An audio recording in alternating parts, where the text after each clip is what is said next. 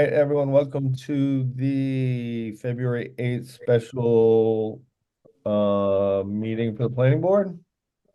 We're using Zoom for this meeting, which allows the public to participate in the meeting. As an attendee, the chair can request members of the public to provide their names for the purpose of keeping accurate minutes of the meeting. Attendees must register to participate, and the registration link is unique to the meeting. The registration link can be found in the description of the Nantucket TV YouTube feed page for the meeting. Attendees will join in listening mode and can click the button if they wish to speak. The chair will call on those who have raised their hands in the order they were raised. All questions are directed to the chair. As a preliminary matter, my name is David Iverson. I'm the chair. Please permit me to confirm that all members and persons anticipating this meeting are present and can hear me. Members, when I call your name, please respond in the affirmative. Joe Topham. Aye. Nat Lowell. Aye. Barry Rector. Aye. And for alternates, we have John Kitchener.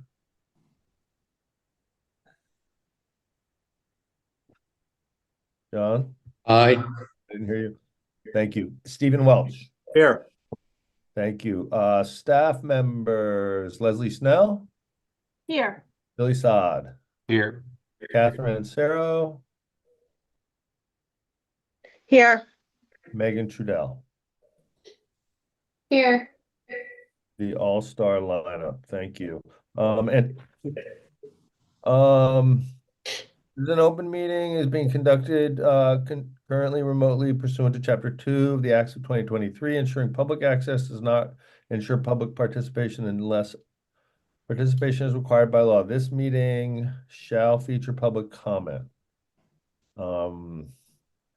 This meeting of the planning board is convened by video conference via the Zoom app as posted on the town's website to identify how the public may join.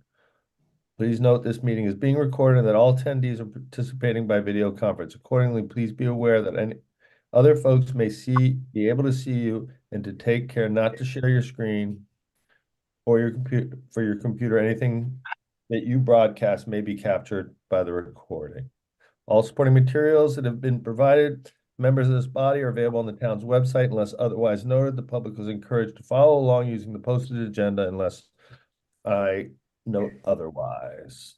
We're now turning the first item on the agenda. Before we do so, let me permit and cover some ground rules for effective and clear conduct for our business and to ensure accurate meetings.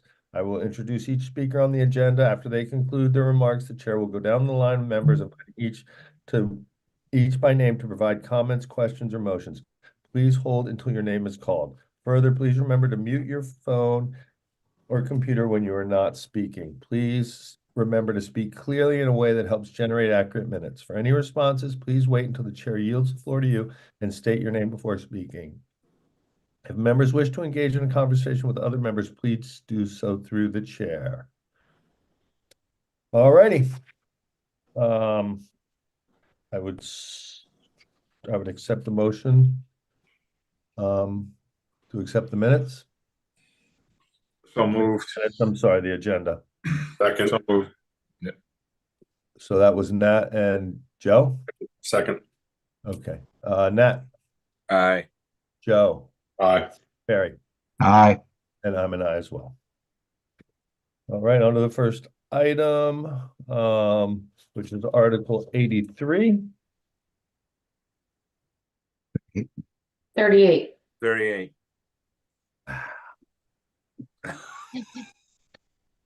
Sorry, Dave. I did drive all the way down here. I was just gonna say something to do with the driving. Oh my God. Well, how I survived that, but I apologize. What letter is that? Because I'm not converted yet to the number system. So this doesn't have a letter because it's a planning board sponsored article. Oh, okay, that's right. Gotcha. All righty. Mag, you gonna? Or Billy, do you have it easily available for screen share? Otherwise, I could pull it up quickly too.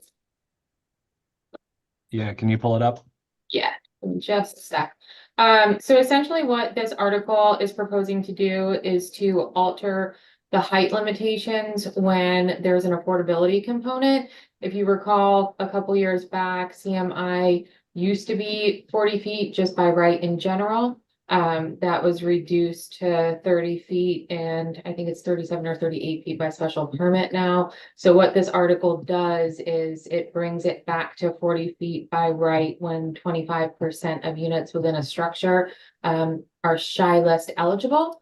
It also includes the commercial neighborhood district, and through the issuance of a special permit, you'd be able to allow up to 40 feet when 25% of the units are eligible for shy list. So that is the article in a nutshell. Sorry, I'm just looking for the packet item. Oh, Billy beat me to it. So you'll see the changes in gray with that additional language. So Meg, these are only, they have to be shy list. 25% have to be shy list eligible in order to be eligible for the by right allowance in CMI or for application for a special permit in CN. So if there's not 25% or more that are shy list eligible, they are uneligible to utilize this provision of the bylaw as proposed. So it's really intended to, this came out of the housing summit, which I think some of you were a part of, all of you are probably aware of. And it's meant to kind of reduce barriers for affordable housing creation. No, I think it's great. I mean, not now, of course, but I could see in the future expanding that to up to 100 or 150 in some situations might be helpful as well. But for now, I think this is a great start. Oh, you mean the median income, Dave? Yeah. Okay. Just making it affordable to a little broader people. But I think for now, this is a great start.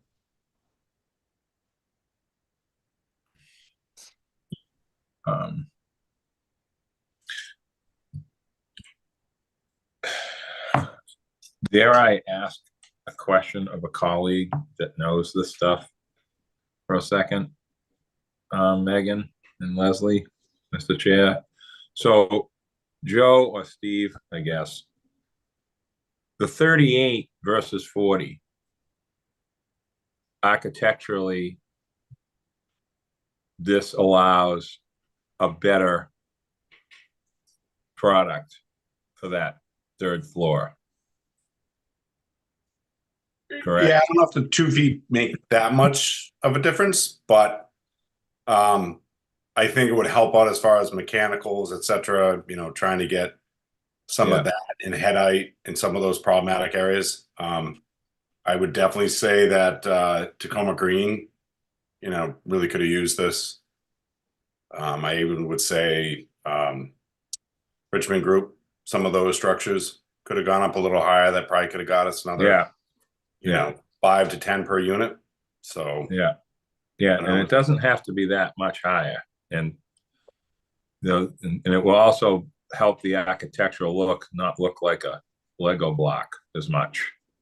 Yeah, flat roofs and boxy, and I think that's the other thing. I mean, that's more Stevens' wheelhouse, but yeah, I didn't mean to ask you both at the same time, but I know you guys really understand this stuff. I'm in these 30-foot houses all the time, and I see what these third floors are like, and it's a nice little thin bedroom, and that's about it. And you don't get much else. You get a little eave space, and that's it. So I think this is a larger conversation for it down the road as well. Different things to do with whether it be ground cover bonuses in the future, depending upon what the zoning is for affordability, or year-round deed restricted with covenants, etc. What do you think, Steve? Hey, Nat. I think it kind of depends. Well, first, let me just do some housekeeping. Obviously, I'm a member of the HTC. I'm not here speaking on behalf of the HTC. I will say the HTC is aware of this. They're going to have it on they had it on their agenda. I vice chair, our chair wasn't here. I requested it be held so we can have the discussion when the chair comes, that they may want to make suggestions or comment. Obviously, they're not binding because they're not, it's a different commission.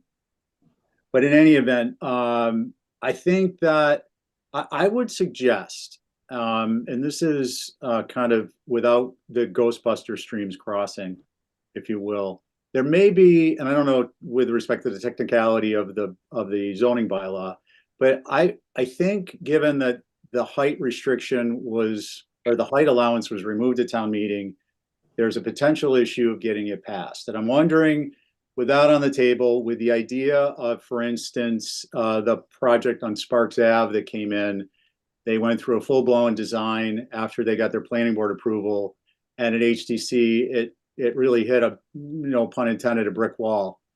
So I'm wondering on the benefit of the community, the benefit of the developers, and maybe to move this thing forward in a way that is a benefit to the whole process, if a preliminary design review, that all this would be subject to a preliminary design review by a planning board designee, obviously the planning board staff, and an HDC designee. And presumably, the idea is that you have members who are conversant, planning board just determines how they would want to be involved and who they would want to be involved. But on the HDC, it would be persons who are not only preservation minded, but also understand architecture and the benefits of working with masses. And the reason for this is, I don't want to take much longer, but the reason for this is these structures tend to come in where a developer, because they're doing a shy list, is maximizing their square footage. And part of maximizing it is not to include additive massing or structures that typically help a project get approved by the HDC. So I think that might help if there is a member of the HDC involved in the preliminary design review. Obviously, the preliminary design review isn't binding, if it's even something we can do. But I would ask if that's possible, that be something we consider. I think we could check a lot of boxes on that. I know that's not exactly what you asked about, Nat, but Yeah. Oh, last thing I'll add. I think Joe and I volunteered a while back. I think this came up at HDC as a topic, building heights and trying to come up with a compromise where you're not only, in this instance, open space would be able to be decreased, but your ground coverage would be able to be increased. Yeah. You were to work in, more additive massing through a design review. So I don't know if there's really time or room for that in this particular article, but I want to throw it out there for you all to kind of think about. That's it. Thanks. Yeah. Mr. Chair, just real quick, and then whatever else happens. I didn't mean to sort of bring this up, but there's gonna be conversation about this. So I already know that, and I haven't even talked to anybody. I just know how this stuff is. So I was just, because I know what we went through at CMI to get that special permit piece in for the 38. And I think that, what Steve said, even though he said a lot of stuff there, but I kind of think I got it into a cliff note somehow. But it's going to be a conversation that we're going to have with this. It isn't just going to be about this zoning. This is coming. The infill stuff is coming. How much land is left, the existing lots, the ground cover bonus thing, the covenants, all that kind of stuff is going to be part of an island, sort of a larger discussion. So I just don't want this to get pushback when we have other things that we need to talk about that are somewhat related to it. So I thought of the idea of 38 with no special permit for housing, but I don't know if that's the right thing. And that's where someone like Joe, people that know the the 8 feet versus the third, you know, that 8 feet, how much benefit you get out of that 8. So I don't know. Well, I just thought I would say that could be amended, and just throwing that out there. Because I think this needs to happen. It's just a question of making it work with the conversation, the bigger conversation. Can I just add one thing, Dave? Meg, let me go to Meg real quick first, and then yes. Okay. I just wanted to clarify two quick things. Currently in CN, there is no special permit or by right allowance. 30 feet is your max. So this adds an additional component when there's an affordability restriction. Different than CMI, where CMI currently you can have the 38 feet by special permit, 30 feet by right. As far as Sparks Avenue is concerned, they followed the zoning freeze procedure, so they're eligible for 40 feet. Anyway, as far as zoning is concerned, separate from what HDC may review. So I just wanted to clarify those 2 points. Thank you, Meg. Joe? I just want to go back to what Steven said, and I think it's a really wise thing to do is right when you're at the schematic phase, you know, your hand sketches or 1/8 inch scale or something, then go to the HCC and really kind of get a flavor of what's going to happen. And it's also in the context of what's around, right? You know, that's really important. Are we just going to have a building that's shooting out, nothing around it? Or do we know that mid-island around the, you know, fire station or natural resource, like all those buildings are going to get taller. So it's really kind of important to what we want to see as the master plan and what is going to be coming down the road. So I think to Stephen's point, I think we could have that review in advance with the HCC and some kind of committee or some group would be fantastic. So, but I don't want to overcomplicate it too much right now. No, I think you're right. And I think the special permit can deal with that in some ways as well. So, for me, I like it. I think we can tweak it, farther down the road if we need to. Okay. Is there anyone in the public, Billy? No, there are no hands raised. Okay. Pleasure of the board. Make a motion, we close the public hearing. Second. Made by Barry, seconded by Nat. Barry, Aye. Nat, Aye. Joe, Aye. and I'm an aye as well. And I'm gonna make a recommendation. We give this a positive recommendation and notify that the quantum of vote will be at 50% because it falls into the housing choice for reason number 7. Great. Thank you, Barry. Second. Seconded by Joe. Made by Barry, seconded by Joe. Barry, Aye. Joe, Aye.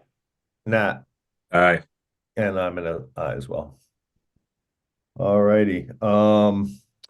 46 is continued to next town meeting, correct? Well, you still have to open and close the public hearing. Yeah. Okay. And I'm gonna recommend that you move not to adopt. The property owner has been cooperative in pursuing this zoning change. They're just not quite there yet with their plans for their property. There are other properties in the area that we have slated for 2025 anyway, so I don't think it's a big deal. In an effort to continue to work cooperatively with this property owner. So Sure. we recommend that you move not to adopt. Okay. Can I just ask through you, Yeah. Mr. Chairman, Megan, do we have like a little note that's going to go on the warrant so it doesn't look like we're saying no without actually having a reason? We gotta make sure that we have something that says further review the property owner, something that makes that explanation. We can So it doesn't just say, we're just saying no without any real reason, because we're not really saying no, we're just saying no for now. Because it's printed, it's gone to print, it's gonna be out, so you can't change it, so, okay. I mean, you know what I mean, like we can't take the article out, excuse me. Okay, so I'll make that motion to close the public, we have to close the public hearing still, right? Okay, so I'll make that motion. Thank you. You've got to open the public hearing very quickly. Oh, I Yeah. thought it was automatically open. No, no. Is that what your hand was up for? No, No, okay. no, I just want to make a quick comment for anyone who's, am I frozen? For anyone who's watching, or for the board members who may not know, this property is already developed. It's not vacant. They have plans that were approved by the board some time ago. Hmm. They're considering regrouping on their plans, and the zoning district makes a really big difference in terms of what direction they may want to go. So, there's not a lot of potential here for something major to happen between now and the next time that this is considered. Mhm. Thank you, Leslie. So, I guess the public hearing is open now. We have anyone in the public? And now we'll close the public hearing if you would. There we These two go. declared it. Yeah, I Give him a second, Nat. second, very. There we go. Motion made by Barry, seconded by Nat. Barry, Aye. Nat, Aye. Joe, Aye. and I'm as well. I as well. Motion, gentlemen. Motion not to adopt. Second. Motion made by Barry, seconded by Joe. Barry, Aye. Joe, Aye. Nat, Aye. and I'm an I as well. On to 53, or sometimes known as R, Lug 2 to R 2025 Rugged Road, Mrs. Schreiber. Is Linda Williams here to represent? Of course, Billy, that was really good. I know Irene is up she's here. back. I forgot back. that she doesn't get moved over. I'm sorry. I allowed her to talk now. Yeah, allow me to talk now. Is Irene Welcome, Shriver should be Linda. visible. Can we bring Irene over as well? Irene is here as well. I see her Okay. name. Okay, some of you are familiar, some, I don't think Joe was necessarily here when we did this the last time. It's been over the 2 years. And we've worked on this, and she would like to carve off that piece so she can remain in her house. She's retired, and she'd like to keep her house. And the only way to do that is to actually carve off a piece. Now, the piece that we're carving off, per a staff member's suggestion that it be 30,000, which means you can't subdivide it. And that leaves her with a conforming lot with her own house on it. Now, there is water, there is sewer, there's a bike path. It is in the town district. It shouldn't be R2, I mean LUG2 anyway, in my opinion, because a lot of things around it and on the street side have all been changed to some are R40 now. But across the street, you just did Maple Lane with 9 lots at R20. She immediately abuts the Beach Plum 40B. She's directly across the street from a bunch of other lots that are R20. Some have been subdivided across the street from her.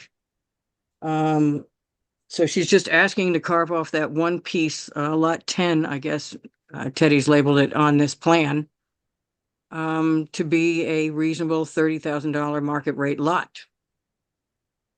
So she can realize enough from there to actually preserve her house, which her husband's passed away, was Dr. Schreiber.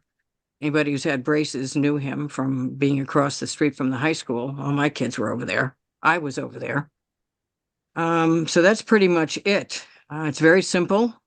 We've done it before for other people. It does fall under that 50% thing because it is creating a lot. Number 7. I'm sorry, I should have said that earlier, but this falls in under number 7 of the housing choice legislation.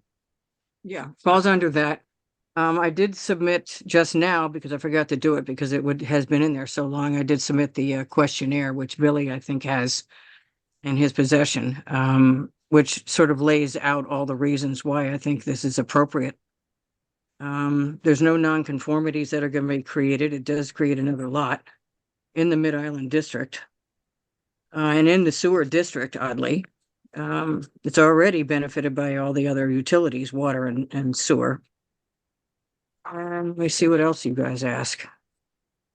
Its appropriate development is appropriate where development and density already exists, which it does, directly across the street and directly next to her. We're not asking to change her LUG2 designation, just carve out one lot that would be conforming as to R20. She goes on, if somebody wants to read that, she goes on and explains that they purchased the property in 2014. And she wasn't left in a very positive position when her husband died without settling this issue. So it still has a lot of open space because it's a 30,000 square foot lot. So it's actually going to be larger than the R20s next to it and across the street from it, and certainly larger than any of the lots by 10,000 square feet than anything on Maple Lane, which you just approved across the street from her with the 9 lots, and Seconal lots because it was a cluster at the time. The Seconal lots, they're not even 20,000 square feet, though they are in a legitimately 20,000 square foot zone. So we're just asking for some relief here for her. And I will turn it over to Irene to explain her situation. Great. Thank you, Linda. Welcome, Irene. She has to unmute though. Does. Can you find the mute button, Irene? Unmute. There we go. There she Hi there. goes. How's everyone doing? Good, welcome. Thank you. Yeah, this is going to be the third time we're trying for this. And this will make life so much easier for me here. But you know, the opposition had been that it would change the neighborhood, which I have a 40B right next to us, right over the fence. Across the street, it's R20, and this really is not going to change the face of the neighborhood, which was one of the oppositions, I guess, the last time this was brought up. It's a small piece of property, and I think, you know, it will allow me to stay here.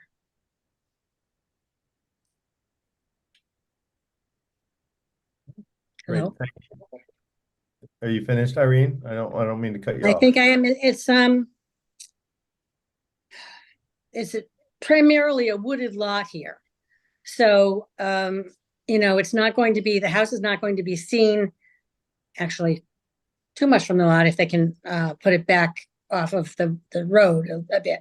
But I think that was the major opposition that I had the last time with my neighbors, is they thought it was going to change the look of the neighborhood, which is totally ridiculous. Yep. Perfect. Thank you, Irene. You're welcome. Board members with any questions before we go to the public? Questions or comments? Great. Billy? Yeah, I'm moving Emily Molden over now. All right. Will we reserve the right to have a response to it, Mr. Ye- Chairman? Of course, Linda, as long as Okay. you keep it short and nice. Well, welcome, Emily. Thank you, Mr. Chairman. Emily Molden here for the Nantucket Land and Water Council.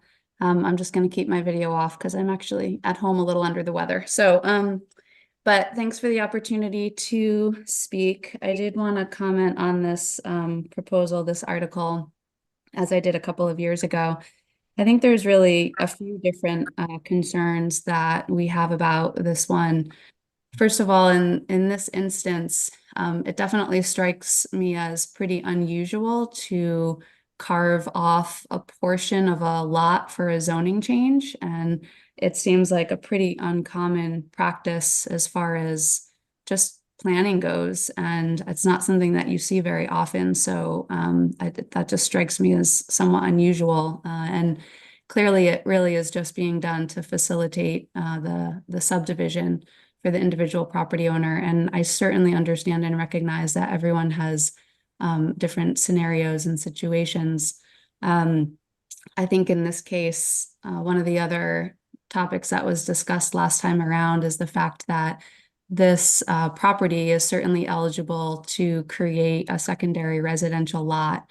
And that covenant lot program. I understand that it's not necessarily as beneficial to the property owner from a financial perspective, but I believe it's something that the planning board and the town really needs to be encouraging, and that every time town meeting and the planning board recommend that we facilitate this type of zoning change to create additional market rate lots, we're disincentivizing that covenant program.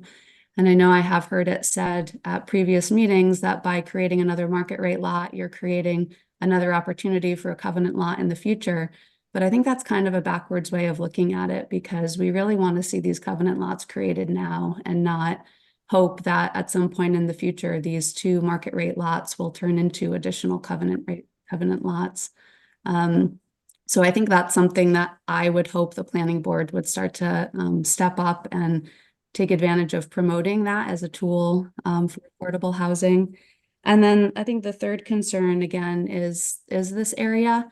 I understand that this lot is adjacent to a 40B and that there has been R20 zoning across the street for some time, but this is just another one of those scenarios where in zoning there are lines, and this happens to be right at the edge of a much less densely developed area, moving into Lug 3 where the Boy Scout camp is. It also is right at the edge of the town overlay district. So this parcel is currently in the country overlay district. At least that's my understanding from the GIS maps. And I just think that we have to not continue to allow that creep in those lines to move as frequently as we may. So those are the concerns that I wanted to raise. Certainly, we're not in favor of this zoning change. Thank you. Thank you, Emily. Linda, I haven't forgotten about you. Board members. I do have a response. I know, I will get back to you. I haven't forgotten. Any board members, questions, comments before I go back to Linda? Just let her talk first, I guess. Okay, let me just ask a quick question and then go to her, I guess. Okay.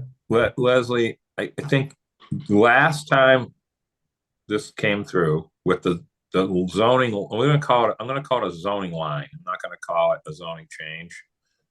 It is unusual, but the whole area is unusual. We had R20 across the street in the state forest.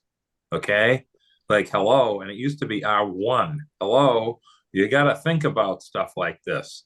This was one of those areas that sort of had no plan, kind of weird. Lug 2 and R20, like that's the only place on the island that had that, other than that strip of R20 all the way out to Hummock Pond.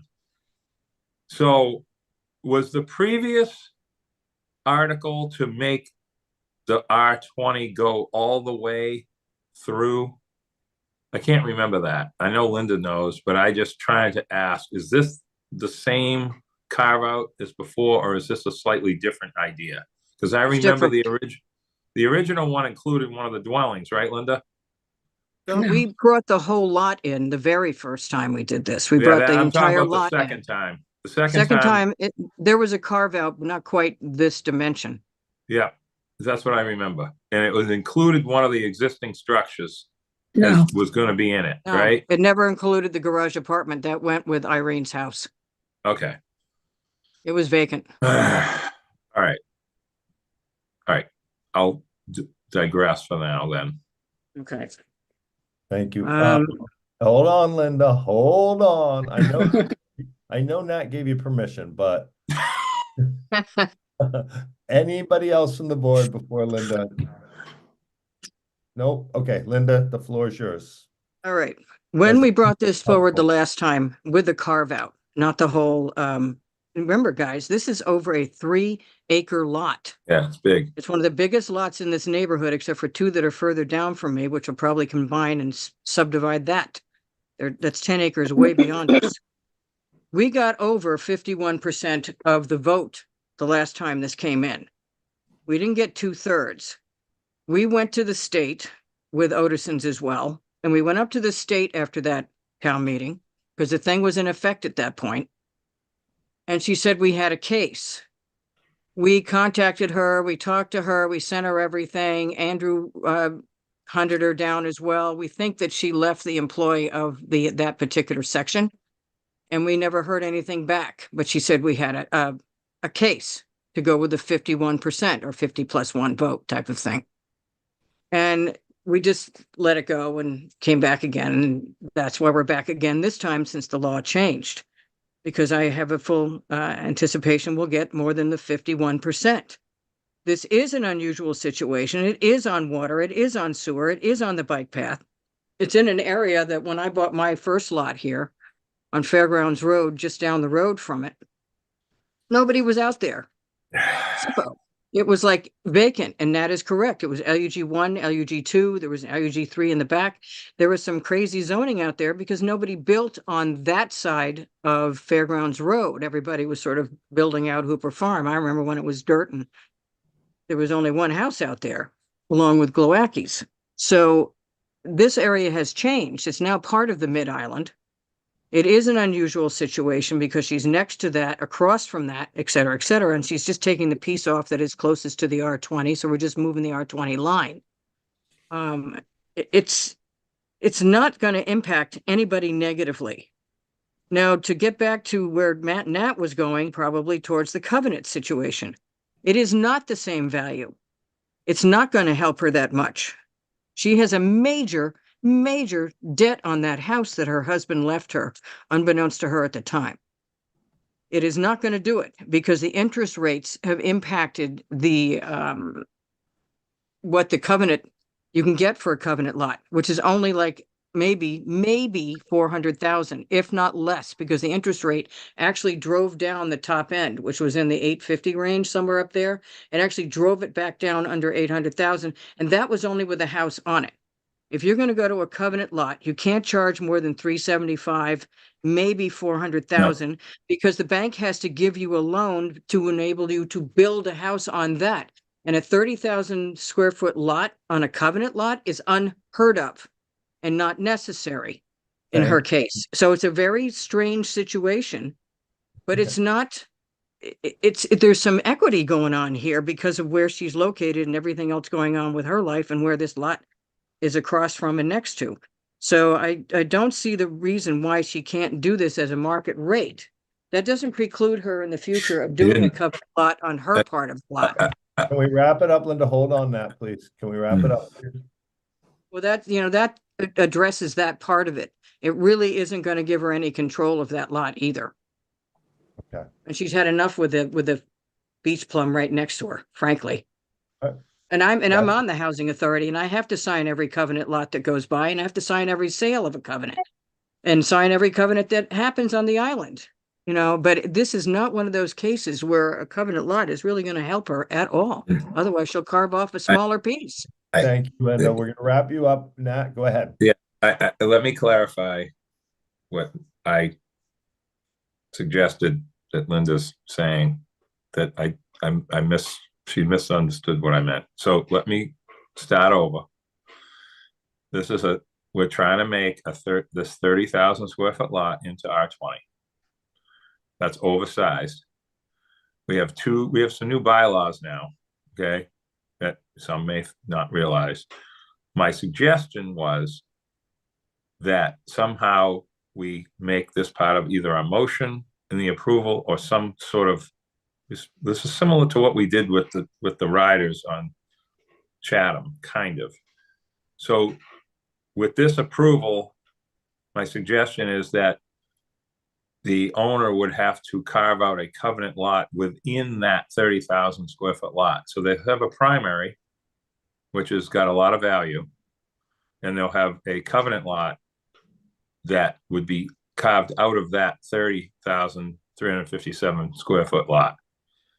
This remaining lot, this is the other side of this argument that I know Emily knows this, but I always have to try to sort of make people remember these things.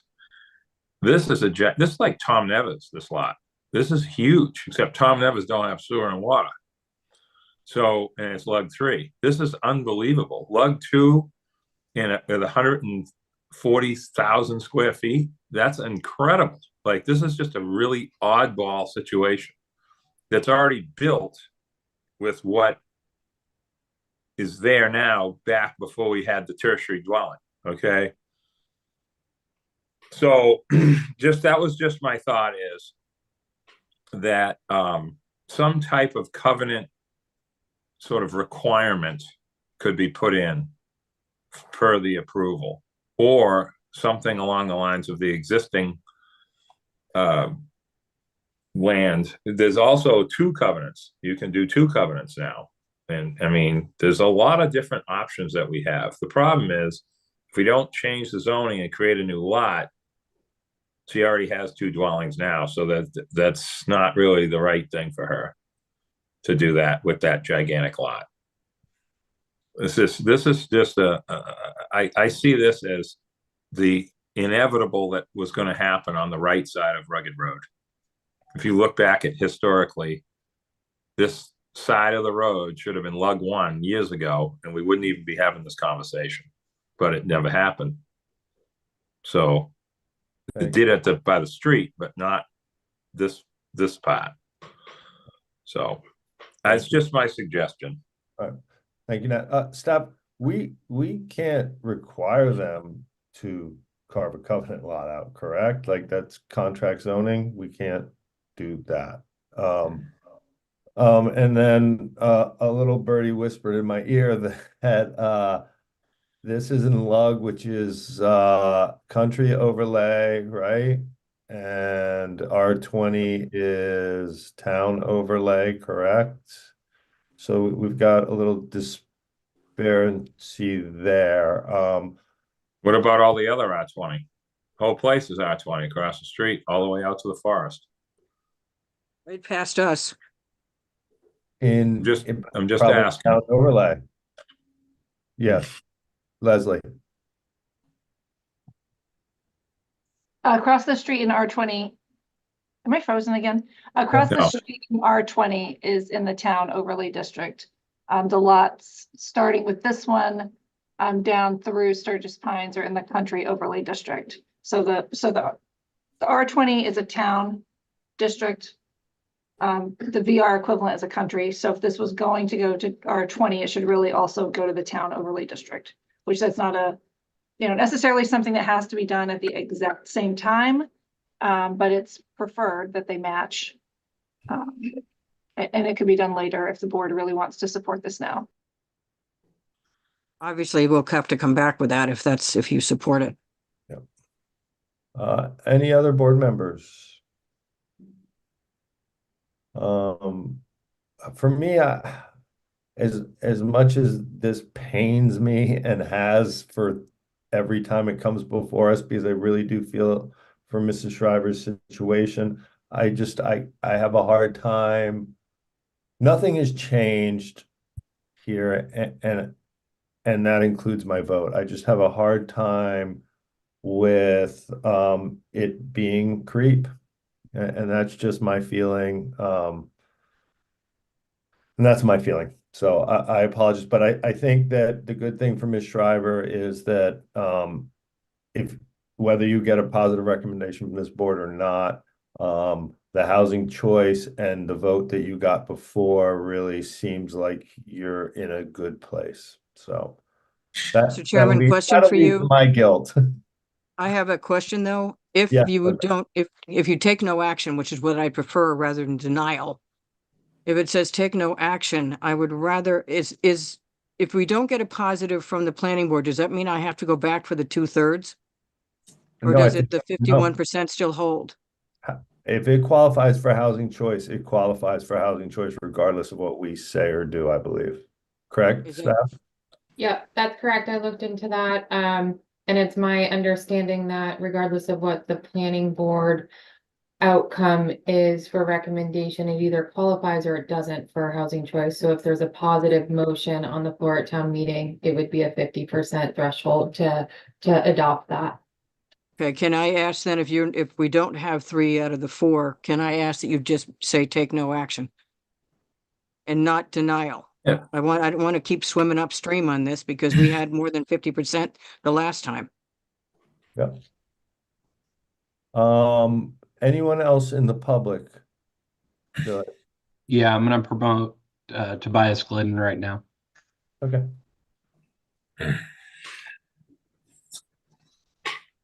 gonna allow him to talk.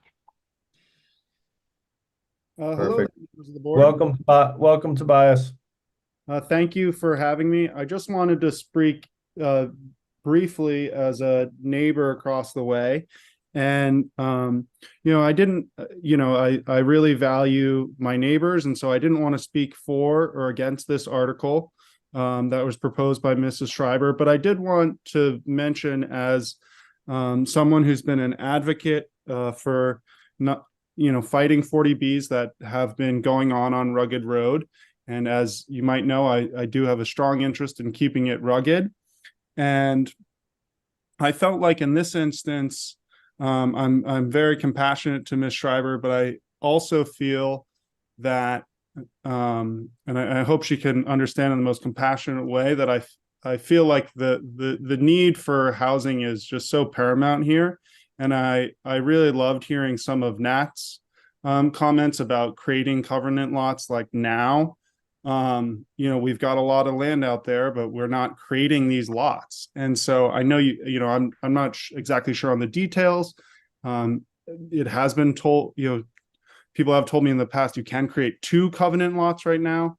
And I know there's a big need for that. So I would just hope that the board, in its wisdom would, consider the fact that, housing is a great need on the island, and anything we can do to create covenant lots is very valuable. I know Linda has been a big advocate in literally creating them. So I don't want to step on anybody's toes, but I just wanted to encourage that viewpoint if at all possible, and just leave it at that and try to be a friendly neighbor and a concerned citizen as well. Thank you. Great. Thank you, Tobias. The problem here is we cannot mandate her to do that for a zoning change. So that's the rough spot here. Nat. What Toby said just now is, I think I might have gotten some people confused. So zoning is so much fun, and sometimes you talk like you're talking to yourself, which I've been accused of many times. I'm not talking to myself. Okay,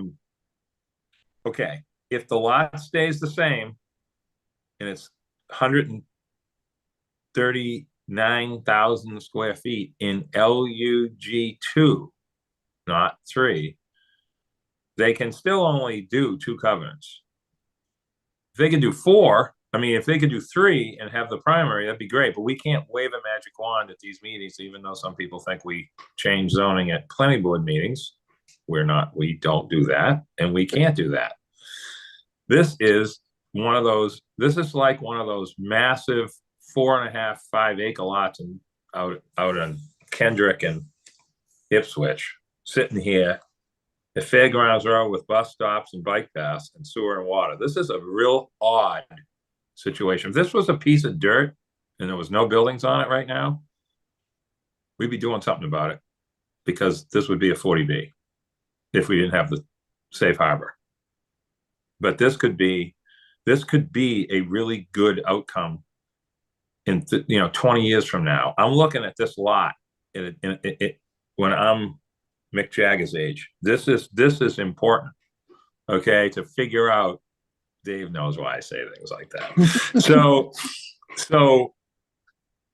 that's what's making me feel younger, Dave, is just keep talking about how old those guys are and what they're doing. So anyway, if we could, I want to see something happen here that makes sense. The R20 across the street all the way out to Bayberry is, I'm lucky they got it, because no one was thinking about that back then in the 70s.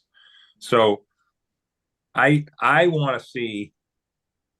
like to see 3 covenants here. And the only way that could ever happen is if we make change one of the lots zoning to create the ability for that to happen.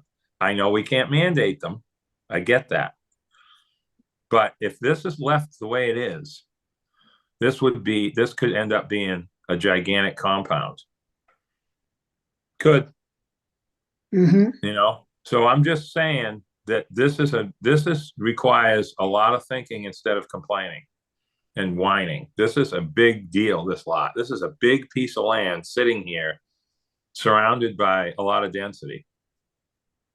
I'm not talking about Sturgis Pines. None of that's going to change going down. I'm just strictly talking about what's right around this property. So I just don't know what else to say about it. We can't change the bylaws that we've already passed right now to create the ability for her to have a third covenant on this lot and leave it in its existing zoning and have three. Can't do that. But that's what the answer is to this, if there was one. So anyway. Still wouldn't give her as much as it does for the sale of All that right. one lot. All right, Linda, forget Steve. that, okay? All right, that'd be like me complaining about buying my land, for free. So let's just calm down a little bit. I know everybody has different situations in their finances. I'm just trying to find a way to get approval for this.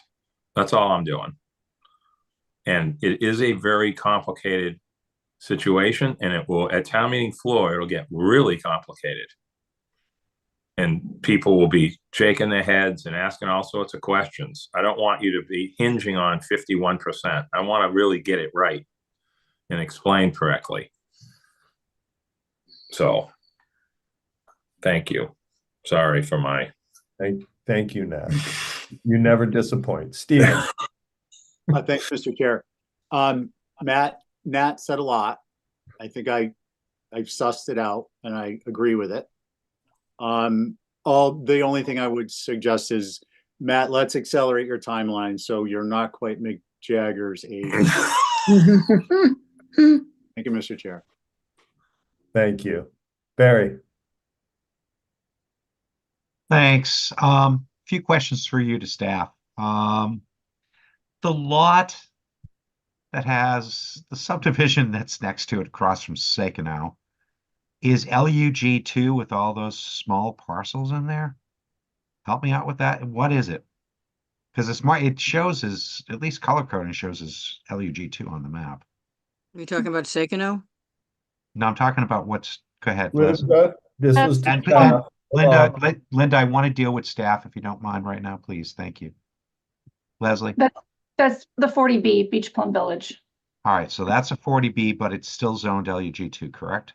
It's still zoned LUG2 and it's in the town overlay district. Wow. I know. See? Just how did we ever get there with that? That's what I keep The saying. beauty This of a is like, 40B. All right, can I hear from staff, Hold on. please? Thank you. Because this is important.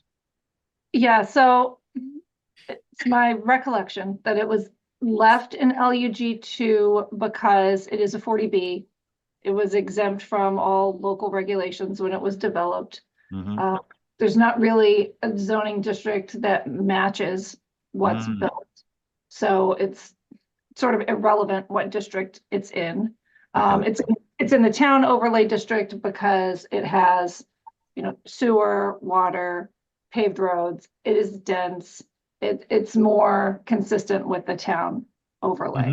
Even though there is that mismatch, again, it's a 40B. It's a different situation than other traditionally developed properties. All right. And the other thing, and I need a little latitude here for a minute. Either to Linda or Irene, would you put an article in for ATM 25 that changes that from country to town overlay? Yeah. Okay, I Absolutely. just want that assurance, because I think what I'd like to do is see a little narrative developed by staff if we decide to approve this, that basically says the applicant is going to come back at ATM 25 and put in an article to change that to town. And the second thing is a brief narrative as to how the thing next door survives in LUG2, but it's in the town. So something just short and sweet. Because I think on town meeting, your two obstacles are going to be, for anyone who doesn't want this to happen, is that it there's no guarantee that it's going to get converted over, but at least we have an understanding by the applicant that they are going to do it at ATM 25. That takes care of that. And the second thing is, let's diffuse the situation of what's next door and how that exists, because I can see that being a little bit of a bugaboo as well. I think those two things would be prudent no matter what happens with how the board decides to deal with this. Does that sound reasonable, Megan, Leslie? Yeah, okay, thank you. Perfect. Thanks. And Barry, we wouldn't put the 2 acre piece into the town overlay. We'd leave that in the country overlay and just put that 130,000 square foot in the town. That's the All only right, one we're so- dealing with. All right, so you're not going to subdivide. I'm really confused here again. You're changing it to R20, right? Just that one piece in the Well, corner, yeah. not the whole lot. Did you want to put the map up again, maybe? Yeah, put the map up again. I'm sorry. Maybe I just. It's just the one sliver adjacent to the Let's 40 feet. look at it again. No, not right, that, just so- the regular map, the regular map, which was surveyed map, which is at the very end, I think. No, that's it. That's, No, we've got the survey map in here. There we go. It's just that There we one go. corner, Barry. The rest of it would stay in the town All overlay. right, because I was getting very confused because when I looked mean, at the country. when I was looking at the initial set of maps, I didn't see that there. Thank you. That does change thing. And so in lot 10, when that gets split off, just bear with me for a second. That would be not dividable in any way, shape, or form. No, which is why it's 30,000 square feet and not 40,000 square feet, because we could do that. We can do that because there's enough area. We did it at 30,000 square feet, so it cannot be further subdivided. Okay, because that's another important footnote that needs to go into. That would be just another important footnote to put in as well. That's all. I was looking at the bigger map that initially was inserted in, so I didn't quite catch that. All So right. the only town overlay would be that 130,000 square foot piece. Got it. I got it. Now I get it. I get it 100%. Thank you.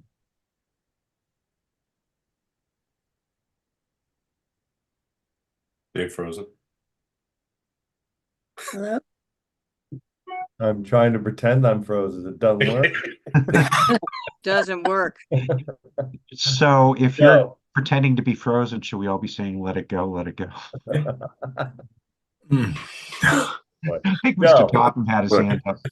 Yeah, I also, the other part of it is it's not subdividable, which is great. But the other thing is, as far as the streetscape, I think if you're going down, Sea Canal, those are all, I think, 20,000 square foot lots. I mean, so, Less. I think if as much of the natural vegetation could remain, I think that it's really not going to change much this neighborhood. So I was kind of not really feeling it at first, but the more and more I hear information, I think that this is fine. Yes.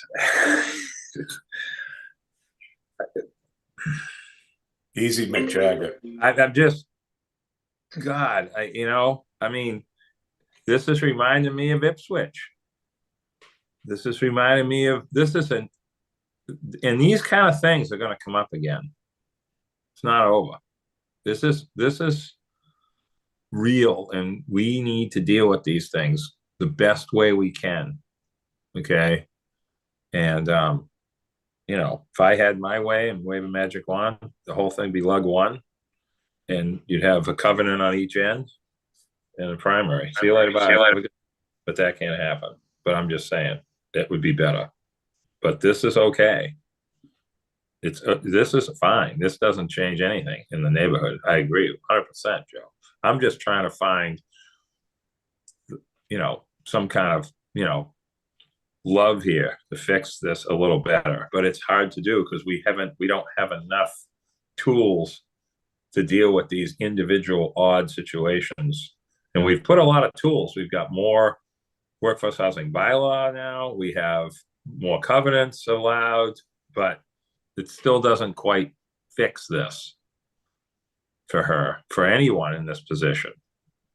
If this was in the middle of nowhere, nobody'd be talking about it. This is something that is right smack in the middle of where we want year-round residents. So I'm certainly in favor of the article as far as it is now. I'm just trying to, you know, make it better. But anyway. Thank you, Nat. Barry. Just one last thing through you to staff.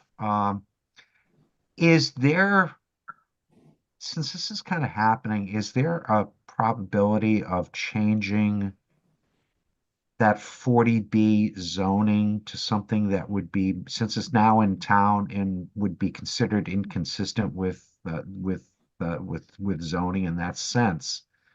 Would there be a thought to change that to like an R20 or something over time? So it does match more closely to what would be happening in the town overlay district, as opposed to leaving it as an anomaly? I don't know. I don't see any negatives to it, but again, or just leave well enough alone. Well, that's all governed by the comprehensive permit that was issued by the zoning board and then amended by the HAC. So, or actually it wasn't the HAC, I think it was litigation. But and we could certainly put that in R40 or R20. Both of those are in close proximity. And it doesn't really matter what district it's in. It's, again, subject to those other permits. Yeah. Okay, thank you. Thank you. Anyone else in the public, Billy? Yes, Tobias Glidden would like to make another comment. All right, welcome back, Tobias. Keep it short, please. Thank you, David. I just wanted to speak very clearly that it really concerns me, this idea of now changing the overlay district and also changing what is now a 40B, changing it zoning to R20 to create some sort of narrative. Let the zoning stand that it was a 40B and it was originally lug 2.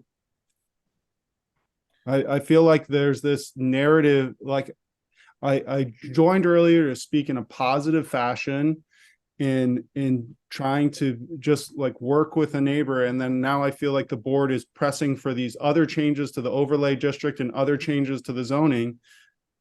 I feel like we're all trying to work together. And then there's this like train going like, let's change the whole thing to R20.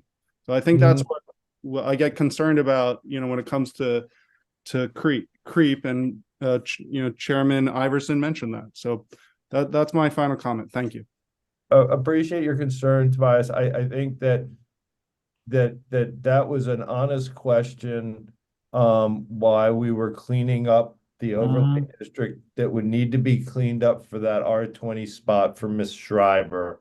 And I think Barry was just asking an honest question if keeping need to happen with the 40B as well. So I think that you're maybe you're reading too much into it. And so, but thank you for your comment, Barry. You couldn't have said that any better. Thank you, because there is, as much as it's affordable and all that, there's still that mismatch that's sitting there. And so I dare say, without trying to read too much or trying to figure out, oh my God, we're trying to exploit something. We're really not. It's a valid question about how we're always trying to look at cleaning up zoning somehow. So this was why I asked that question, just because we're here touching on things right now. So it doesn't necessarily, the two aren't necessarily interrelated to each other. Okay, thank you. So Linda, yeah, I think we need to take a little step back there. Linda, this is your last bite of the apple. Make it short, please. Well, just because I worked on every 40B on the island, and it was LUG2 at Abrams Quarry. And we didn't change the zoning there for years until the ones around it changed.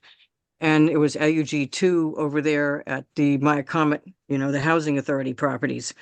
So most of the 40Bs have been in the larger lot size zones because Linda, those I are the don't- largest pieces. Want So to I just wanted interrupt to, you, I just Linda, wanted to but just say that. We that's didn't a change dis- any of the zoning. We just did it. This is a discussion for another meeting, another ATM article. We have no article addressing that now, and I think that we're burning time here. So, Yeah, the only thing I wanted to say, we didn't change the zoning on the other ones either. We just left it there. okay, thank you, Linda. Billy, do we have anyone else in the public? Oh, anyone else in the public? No other hands in the public. Okay. Stephen, Yeah, Mr. Chair, won't take long. Any way you look at it, it's complicated. Matt, appreciate you shining a light on it. Don't want to have this drift away because otherwise won't be addressed for a long, long while. By the way, those are all Rolling Stone songs, Nat. You're writing it down. That's good.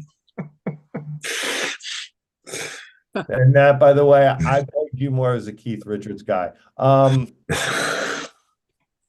God, no. I would entertain a motion to close the public hearing. Second. I mean, I'll make that motion. Sorry, jeez. I'll second Nat's second Wow. motion.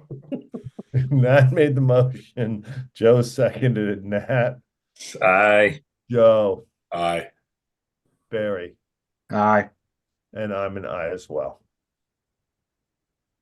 How would you like to proceed, gentlemen?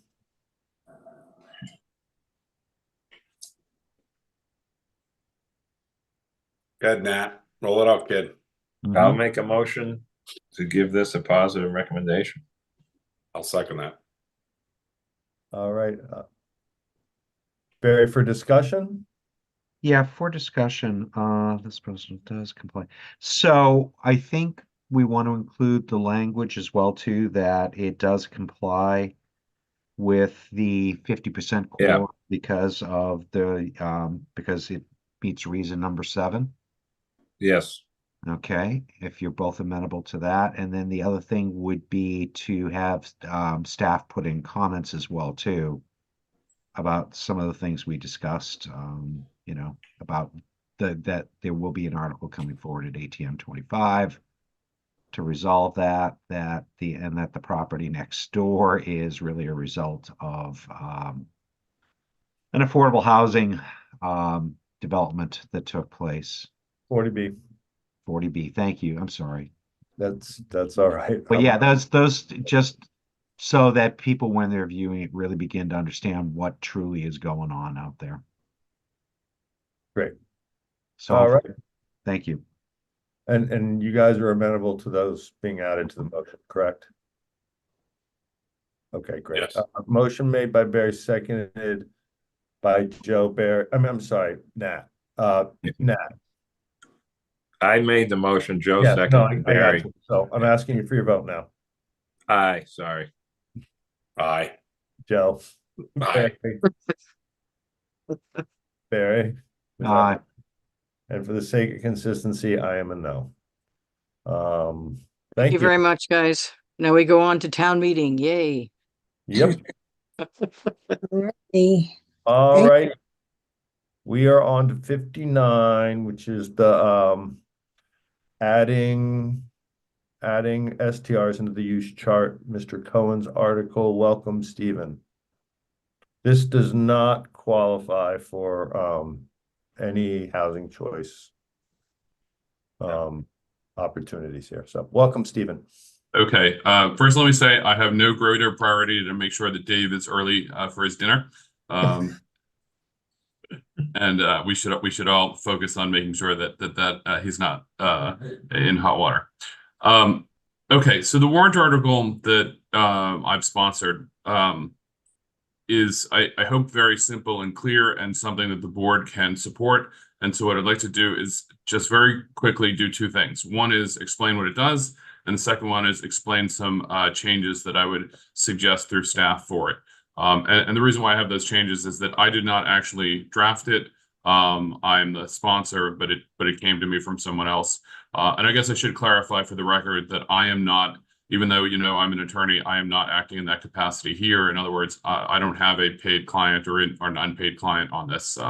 There's a group of people that are advocating for it, and I'm the sponsor, but I'm not an attorney in this capacity. So what this article does is essentially codify the existing legal situation that we have now for STRs. The town has taken the position, both at the building commissioner level, at the zoning board of appeals level, and in all of its filings and all of the lawsuits, that rental of a residential property is not a commercial activity, regardless of how long that rental period is. So if you do nothing, if this is not adopted, it is legally the case now, right? So, but what this article does is it clarifies that rental of a residential property is not a commercial activity, which would eliminate those lawsuits that we have right now where people are trying to sue their neighbors and say that it is. So this would clarify the existing legal situation and eliminate those lawsuits. So I think that would be a huge benefit. It also establishes the framework for rules related to STRs within the zoning code, which there aren't any because the STRs are not don't exist as one way or the other. So it creates a definition for corporations, it creates a definition for long-term rental, and it creates a definition for short-term rental. And then it says essentially that if you have a long-term or short-term rental, if you have a short-term rental, that it is exempt if you qualify under the 2-week rental rule, which is really a tax code rule, and that in order to have a short-term rental, that you have to be in compliance with other things within the town bylaw. Essentially, pay your taxes, you know, have a compliant septic system, those kind of things. So I'm happy to take questions on it, or I could tell you what the changes I think are, which are mostly technical. Which would you prefer, Mr. Chairman? Whichever you feel are important. It's your article, and I want you to have every opportunity to sell All it right, to us. just to keep it simple. In the first section for commercial where it says or corporation, I think that could be cut. I think it's extraneous and it probably causes problems with other properties that are owned by corporations that are not actually used as rentals. So I would cut that.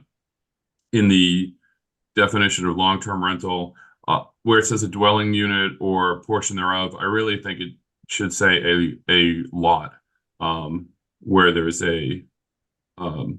and then it says at least one room. I think it should say bedroom or dwelling unit.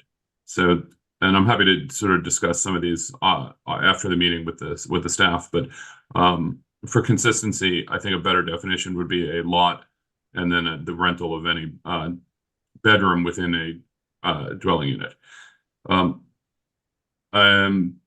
In the definition of STR, right under that, it says uses the word all accommodations are reserved in advance. I wouldn't use the word accommodations. I would say rentals are in advance. And I also think that language is extraneous and left and is vague and doesn't really add anything. I don't think it's needed. Really, the short-term rental is someplace where there's a bedroom that's or dwelling unit that's rented for 31 days or less. You know, the fact that the reservation is in advance doesn't mean anything. I also would change the format so that the format for long-term rental and short-term rental match, because they don't. I think both of them should just be tweaked a little bit so that it says what is a long-term and short-term rental and then what the exceptions are.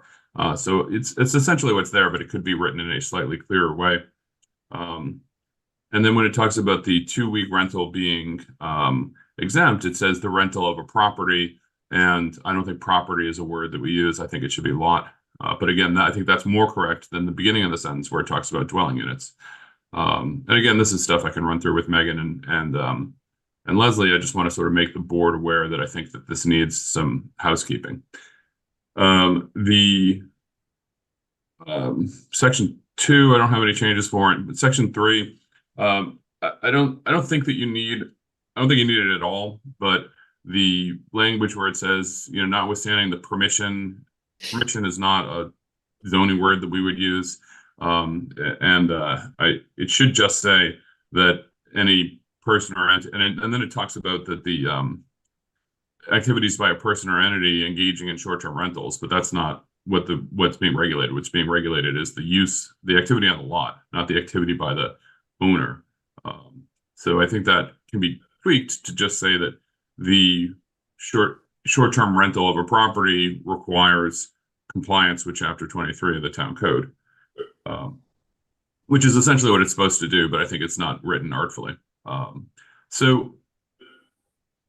I also think that some things should be listed there more specifically, so that it's clear. And I think, you know, the point there with that language is to identify some bylaw issues that could then be also enforced as zoning nonconformities, or could be used as reasons not to grant the short-term rental certifications. So even though it's a little redundant in the sense that you don't need a zoning code provision to say that you should be in compliance with the bylaw, by doing it, because the bylaw you're supposed to be in compliance anyway, but by doing it, you could selectively create some things that are now zoning nonconformities, which would prevent people, which would create a better enforcement mechanism than bylaw enforcements. So I would keep that, but I would add some specificity. So with that, I'm happy to take any questions. Thank you, Stephen. Board members.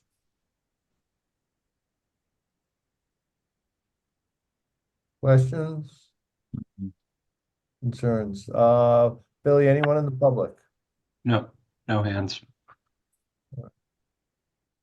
I'll make a motion, then we close the public hearing. Second. All right, motion made by Barry, second by Joe. Barry, Aye. Joe, Aye. Nat, Aye. and I'm an aye as well. Then I'll make a motion, we give this a positive recommendation to town meeting. I'll second, Mr. Rector.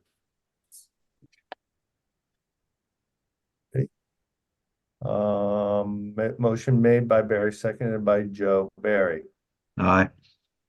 Joe, Aye. Nat, Aye. and I'm a nay, and I just want to, I'd like to just take a second to explain why. And it's not that I don't appreciate all the work that Mr. Cohen's done, because I think by far his package of STR regulations are the strongest that we've seen at this ATM. I just have concerns that there's not really enough guardrails. And once we have it, yes, in every zoning district, that it will be hard to put the genie back in the bottle. So I hate to sound like an act now person, because as you all know, I'm not, but I think there's a couple small pieces missing. So I just wanted to get that on the record, but thank you. So Mr. Chair, if I could, that reminds me of one point I didn't make, which was that doing this enables you to put in those regulations at a later date. And in fact, this already includes a prohibition for the CI district, which I think is probably the least concern. But if there are future concerns, this is the vehicle for how to start doing that. I 100% understand that, Barry, but I think that once we do that, I think that there's going to be a far less appetite for a lot of people to further restrict, and that's my concern. Okay, thank you. But you got your recommendation, so good job. Sure, I appreciate it, and I just again want to say, even though I'm the sponsor, that there's a lot of people who put a lot of hard work into it. It's not just me. Thank you so much. Clearly, not discounting that. Mr. Kitchener. Yes, just to comment now the vote's been taken, to Mr. Cohen, through you, Mr. Chairman. Yes. Mr. Cohen, I hope you help us once this is done, and it should.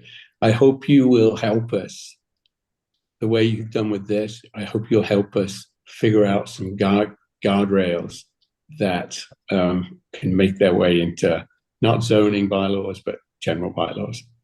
I'm happy to do that. I think that it would be a good exercise to make sure that short-term rentals are community friendly and municipally friendly, for sure. Thank you. Thank you. Thank you again, Stephen. Thank you. Yep. Okay, we are on to warrant article motions and comments.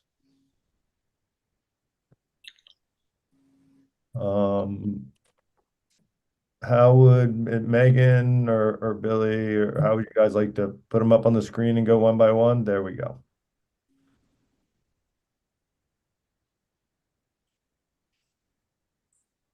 Meg, I think you're muted. I can sort of hear you through my door. Screen share these, sorry, just in Yep. case, that way I can just edit as we go along.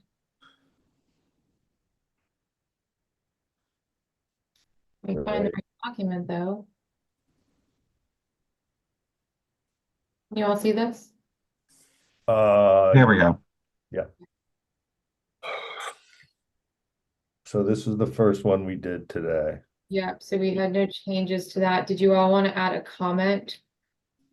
I don't think you discussed one, so. I mean, a positive recommendation with a comment that, you know, in an effort to create more affordable housing, more Shyless units. I don't know how to. We don't have to do a comment. Not every article has a comment. Okay. Yeah. I mean, I think that this speaks for itself, Kind of does. and I think that people will speak to that on town floor on a meeting. So. And just to add something real quick, I mean, you do have your planning board report that the staff writes and submits that's printed in the back of the warrant. So if we need to elaborate, we could put something in there too. Right. Okay, so for the apartments, this was just a technical correction. There were no changes through the motion. 2/3. The definition of tertiary dwellings. This eliminated the need for a special permit when it's located within the single structure, and it just clarified the 900 square feet versus 650. There were no changes through the motion, so, and that does qualify for housing choice. The side and rear yard setbacks in R1 and RC2, these are the elimination of these kind of complicated, convoluted, increased setbacks in these districts, kind of a housekeeping measure, if you will. There were no changes made in the planning board motion, and this also qualifies for housing choice because it makes a modification concerning the setbacks. Megan, can we just go back real quick to tertiary? I mean, I think we should probably put a comment in there just sort of explaining it, because on the face of it, it looks like we're increasing the amount of space that's allowed, but we're really not. It's just changing between gross floor area and footprint. So I think the comment should just make that clear, because it's a lot easier to explain in a comment than having someone call it on the floor and then getting involved in other topics. Mm-hmm.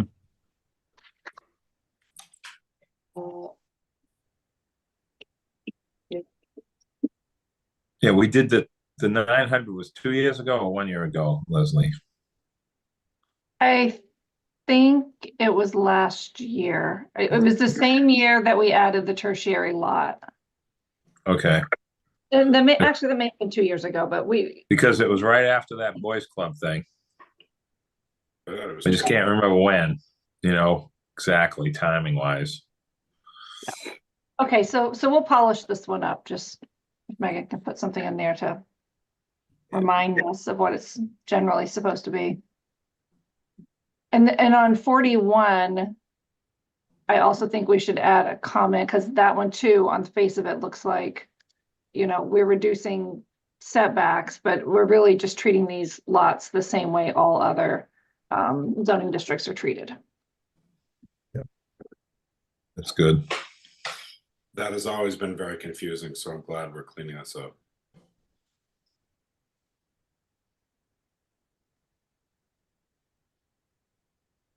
And I can't spell today.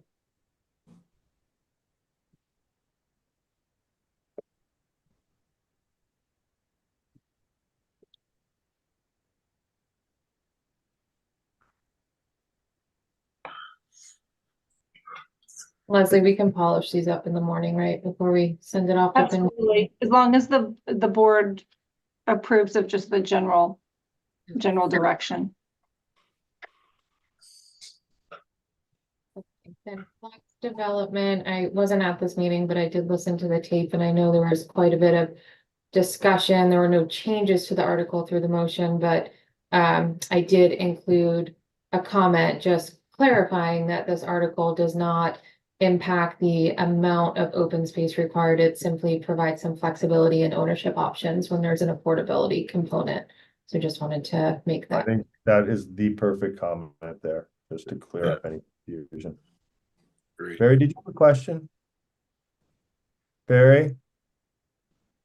Your hand's up. Okay.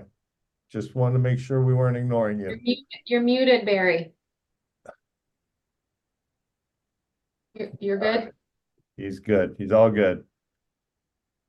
So Article 43, it's just a simple technical amendment, just clarifying language for submission requirements. Didn't include a comment. This is the MMD permit granting authority.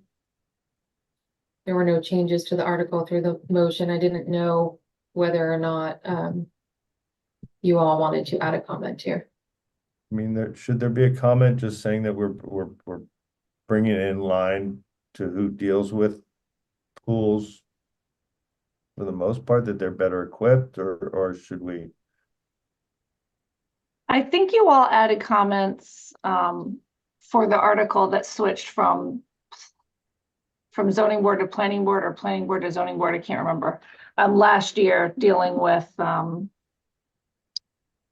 think it was dealing with frontage for commercial lots or something like that. It did switch from zoning board to planning board because you all determined that the planning board generally deals with subdivisions and the creation of lots, and it was just better suited. So I think we should put something in here that, you know, this is more in line with the types of applications reviewed by the zoning board where they're, you know, we'll have to work on the wording, but neighbor to neighbor issues instead of broader community issues, basically. Yeah, perfect. Matt? I think Leslie got it there. I had a little thought, but I'm not gonna say anything else. You telegraph your thoughts well.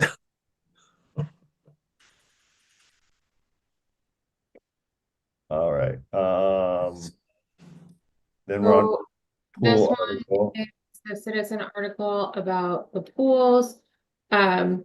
The motion is a little bit different than the article, and it's only to reflect language changes that were passed last year at town meeting. So it doesn't alter the intent of the article, it just clarifies the language, and I wrote a comment to that effect, just to clarify. I think that's enough. The intent's pretty clear. Yeah. Yeah. So you all had asked to add a comment here. Yeah, work with the property owners. This will be moving forward in 2025, maybe. I don't know. You guys are the wordsmiths. Okay, we can clean that up, but it'll be something to that effect. And this one, the motion needs to change to take no action because there is a little nuance between take no action and not to adopt. Okay. Does that have to do with a repetitive article? Yes. Okay.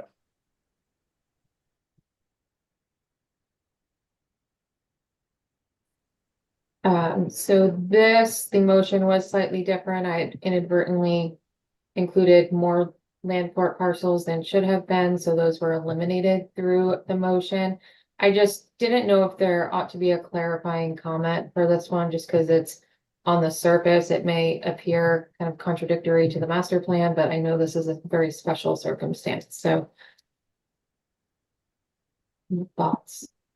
I would recommend that you include a comment, something to the effect of, you know, while this isn't entirely consistent with the phase out of the RC2 district, these two properties were treated differently from all the other properties in their neighborhood.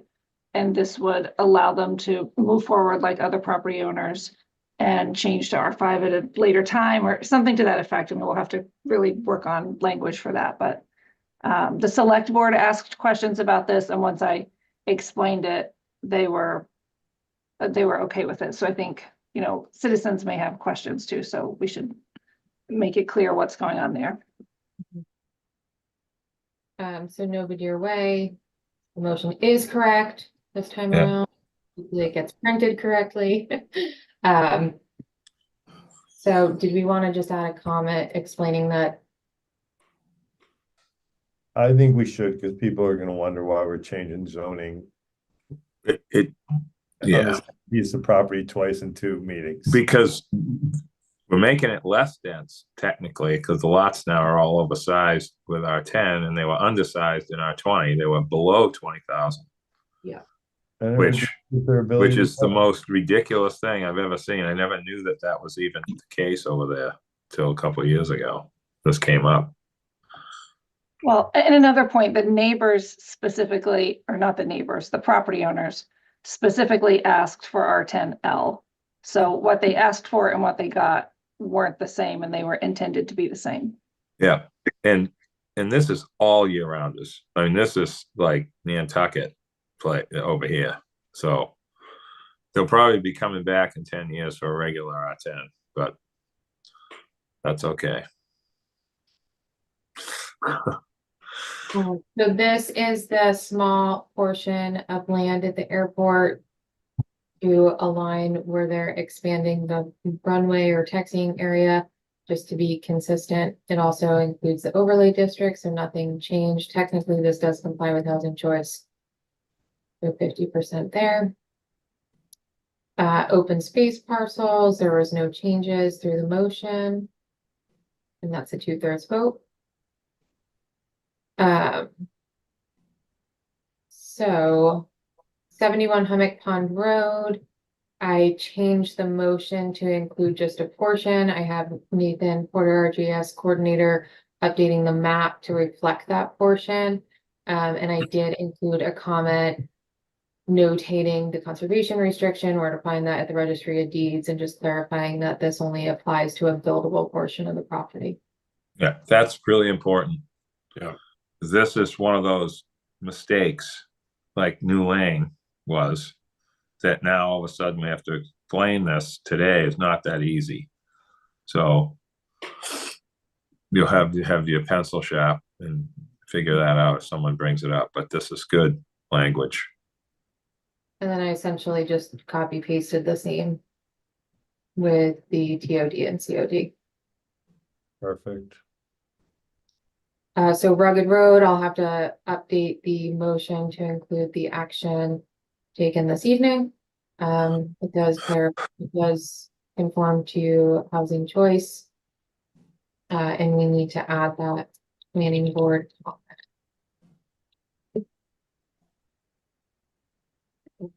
And we'll just say COD.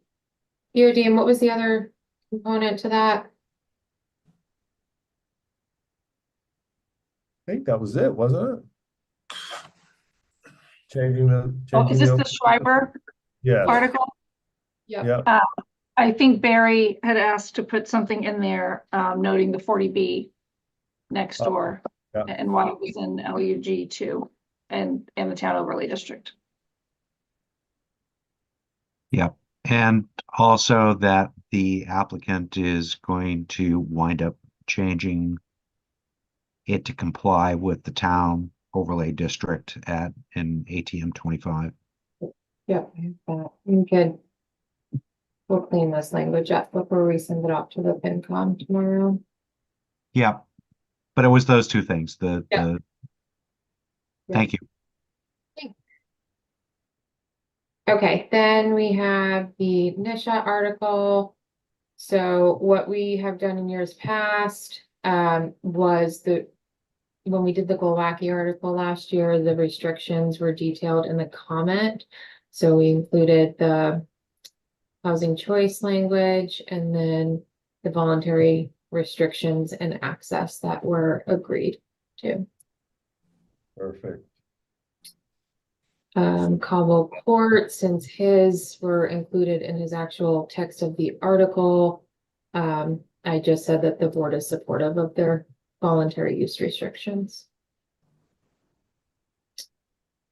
So this, nothing changed in the motion.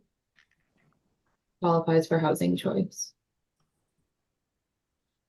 Article 57 was the greenhouse. We did change some things throughout the course of the meeting to reflect updated language in the bylaw. So that is included in the motion. Just to clarify that it's either or, not to exceed, still 200. That's 2/3. Then the inclusionary housing. Nothing changed through the motion here. And this is a 2/3. Which is so crazy to me. Like the covenant lots, they technically don't qualify for housing Yeah. choice. Just, it's crazy. That's- Some things that makes no sense at all. That is, just a weird it's a way quirky. it is, yeah. it's like 25 miles an hour on the boulevard. Well, I mean, I think this legislation is new. They're still ironing But it's, things. but the covenant is us though. It's Yeah. not like state, Yeah. so it's different, Yeah. you know, it doesn't don't fit take it into account. everybody else. Yeah, they don't take it into account when they do this legislation. Great. So then Stephen Cohen's article that was discussed this evening, so I will update the motion to reflect the meeting this evening. And did you want to add a comment here or no?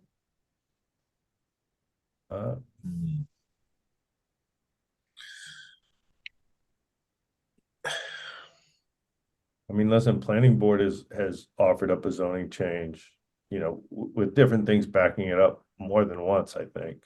Yeah. So I don't know what the rest of the board thinks. I feel it speaks for itself, but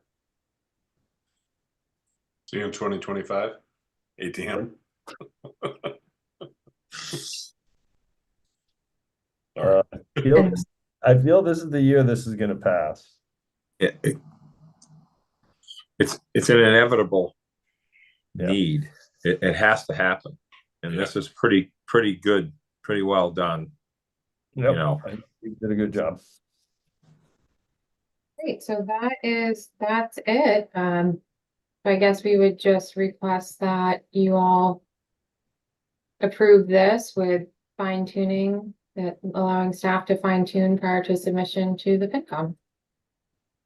Which they're gonna begin their hearings on Monday. Unfortunately, begins at the same time as your regularly scheduled planning board meeting, so I want to get these over to them tomorrow.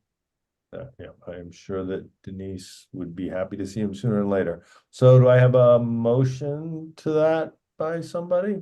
So moved with final minor edits to be made by staff before tomorrow.